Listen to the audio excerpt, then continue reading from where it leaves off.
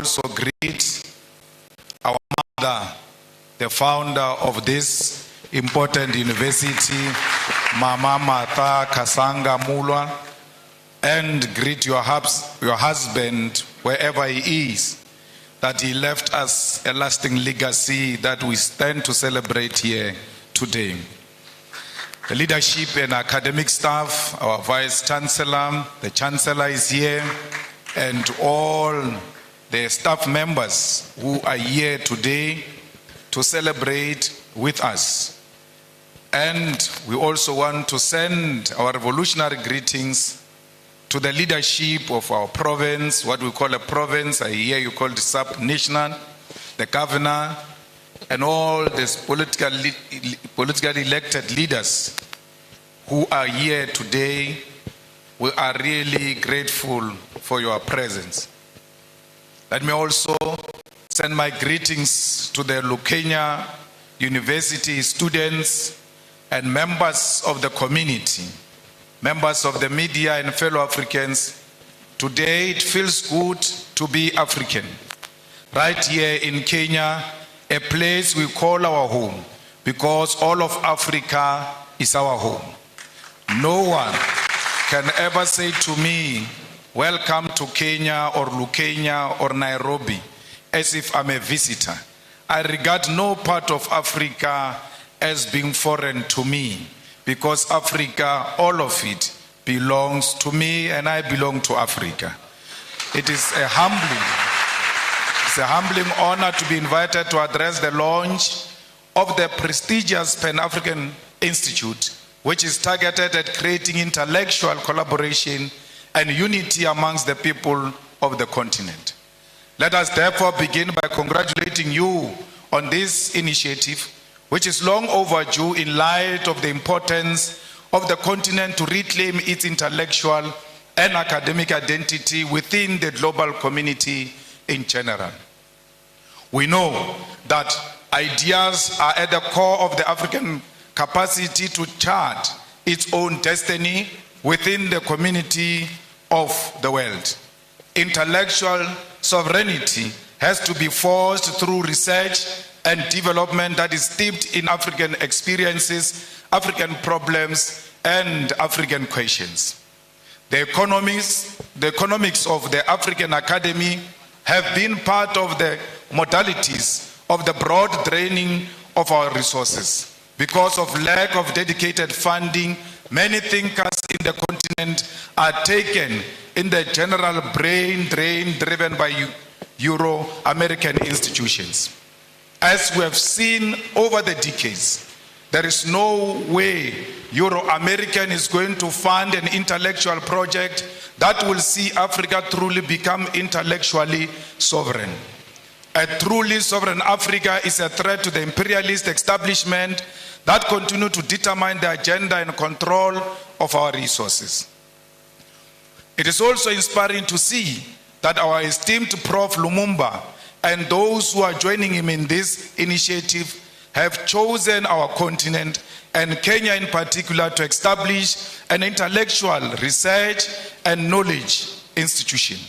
Accordingly, our first duty is to call on sons and daughters of the continent, both based here and in the diaspora, to jealously fund this institute and ensure that it create and charts a unique Africa based on an original thought, because we have a duty to chart our own intellectual path. We are also inspired by the fact that the Institute concept of Pan-Africanism include all people of African descent. That is, those in the continent, the Americas, Caribbean islands, Europe, and Asia. This is because wherever they are found, people who look like you and me continue to be treated as an inferior race. When you see a black person, when you see an African person, everywhere else in the continent, in the diaspora, and all over the world, please be kind to African people, for because they are a hated nation. Wherever they are being enslaved, they are being tortured, they are being harassed, no one shows them love. But you, as an African who claim to be a Pan-Africanist, you have a responsibility to show fellow Africans love and care. The violent, genocidal, and catastrophic transatlantic slave trade and colonialism are the historical twin towers that plugged the humanity of Africans into the dark night, which to this day seem to have no end in sight. The image of the African as a black and subhuman was forged through massive and violent enslavement of millions of African people sold in the Americas as properties of white colonial settlers. In the coastal and mainland villages of West Africa, through the gun, the dogs, and the spears, African communities were plundered, captured against their will, and chained like animals. At the ports of Ghana, those chained, naked, and malnourished bodies of men, women, and children were scaled, measured, and sold for gold, silver, or livestock. They were put in those gigantic ships that crossed thousands of kilometers of the massive body of violent and cold waters of the Atlantic Ocean. Millions will not survive the dangerous voyages on sea. They will die of disease, starvation, or pure mental illness. Many will be offloaded alive, thrown into the deep waters to ease navigation during the storms of the violent seas. It is on those cold Atlantic Ocean's waters, deep in the bottom of the ocean, that many carcasses of African people, their bones lay rotten in chains and swallowed by the sea. Those who survived and on arrival in the Americas were forced to work in the different plantations of white men. From the voyage ships to the plantation, the image of an inferior African was being constructed through brutal force. Then began the violent colonial conquest for settlement aimed at our natural resources that defined our native continent. The white man sought to rule Africa and here designed a system of racial segregation, racial humiliation, racial abuse that lasted for many centuries. The colony and the plantation, with the voyage slave ships in the middle, were the perfect technologies of recreating the African into a subservient being whose only survival in the modern world must always be through white tutelage, supervision, and approval. The transatlantic slave trade, colonial conquest, and colonial rule are responsible for the zombification of the African soul and its intellectual damnification and the psychotic condition where Africa and its people cannot handle their affairs without white supervision. As both an intellectual project and a program of revolutionary change, Pan-Africanism is first the recognition of this terrible history, which by all definition remains a world history that has cast the African into a global identity of inferiority amongst people of the world. Pan-Africanism is never forgotten noise of the painful cries of those captured slaves whose black bodies were swallowed by the Atlantic Ocean from the slave ships. It is the agonizing cry from the brutal violence suffered by the black slaves in the sugar, cotton, and corn plantations from Georgia to Sao Paulo. Pan-Africanism is also the resounding victory from the theater of the Haitian Revolution from 1781 to 1804, led by the greatest descendant of our continent, Toussaint Louverture. Together with his patrons, they bravely led the first and only successful slave revolution in human history, defeating a combined European force commanded by a France Napoleon Bonaparte. It is the bravery of those African former slaves who will define citizenship on a racial definition of blackness, declaring that Haiti belongs to black people regardless of the color of their skin. Pan-Africanism is also the anger emanating from the countless defeats suffered by the patriots, the brave soldiers like those of Mau Mau and Bambata rebellion, defeated at the hands of the brutal British colonial forces. It is the intellectual heritage of Marcus Garvey, W.E. Du Bois, Booker T. Washington, Harriet Tubman, Pixley Isaac Aseme, Charlotte Mateke, Winnie Mandela, Kwame Nkrumah, Seiko Tore, Julius Nyerere, Haile Selassie, CLRA James, Frantz Fanon, Thomas Sankara, and today our own Prof. Lumumba, together with us, must carry the mantle of the African Pan-Africanist call. Pan-Africanism is a set of ideas written in chains with blood, spear, and the unforgiving guns of the sons and daughters from the Algerian Revolution to the Battle of Kutoko-Naval. It is the one-party state of Africa as a whole, as professed by Marcus Garvey.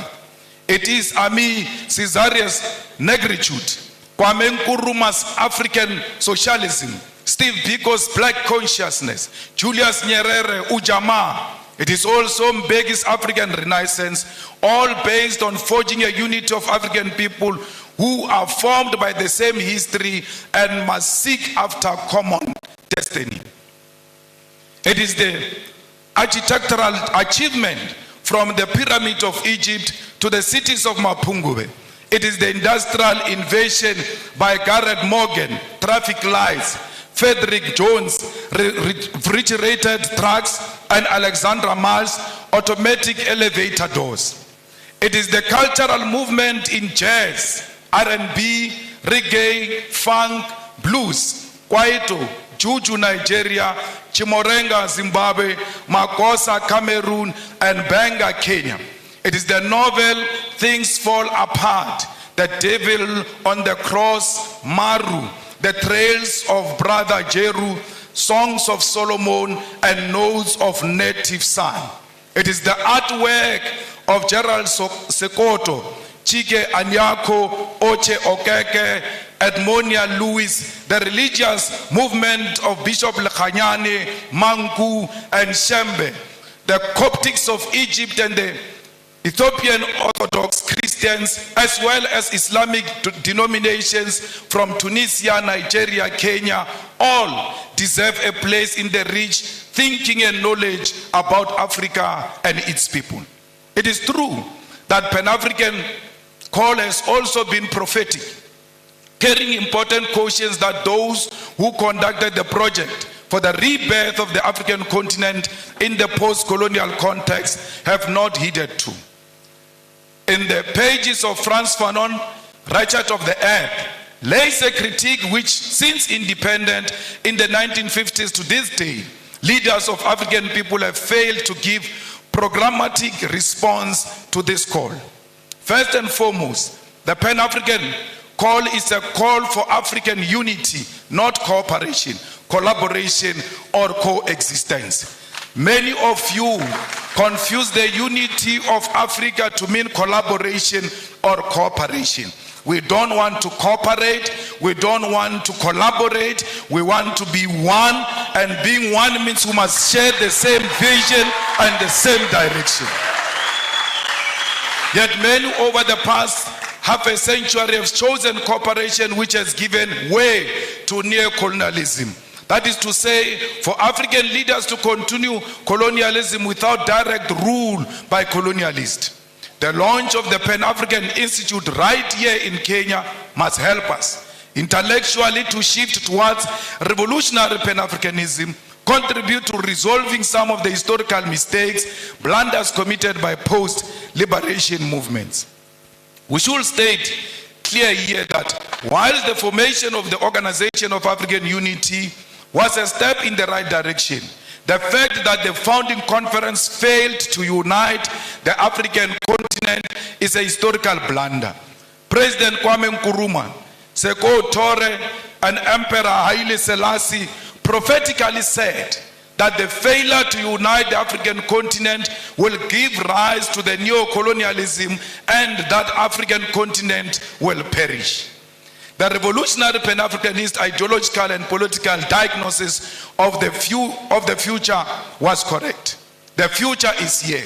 50 years later, we know that we remain visitors in our own continent. We know that our resources benefit Euro-American than our own people.